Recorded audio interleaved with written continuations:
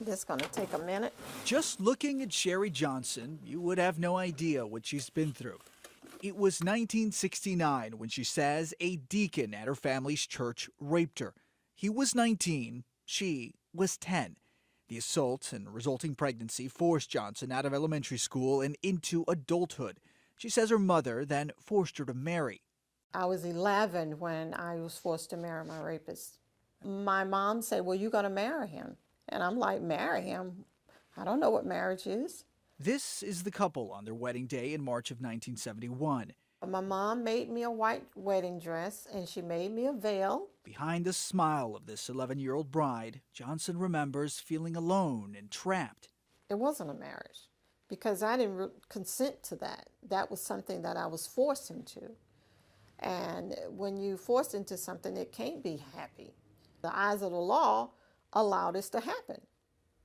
You gave permission for this man to take me as a wife to rape me continuously. For 6 years, Johnson endured life in a forced marriage. It wasn't until she turned 17 and old enough to take legal action on her own that the state of Florida granted her a divorce.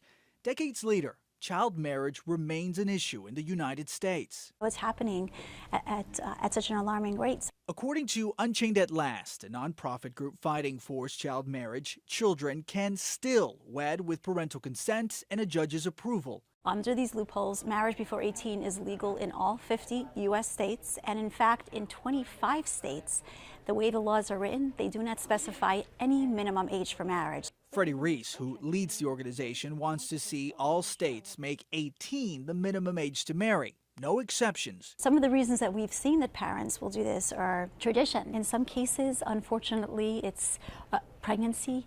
Parents will use marriage as a way to cover up a rape, or if they think if a girl gets pregnant, there's no other option. Nearly 250,000 children were married between the years 2000 and 2010, says Reese.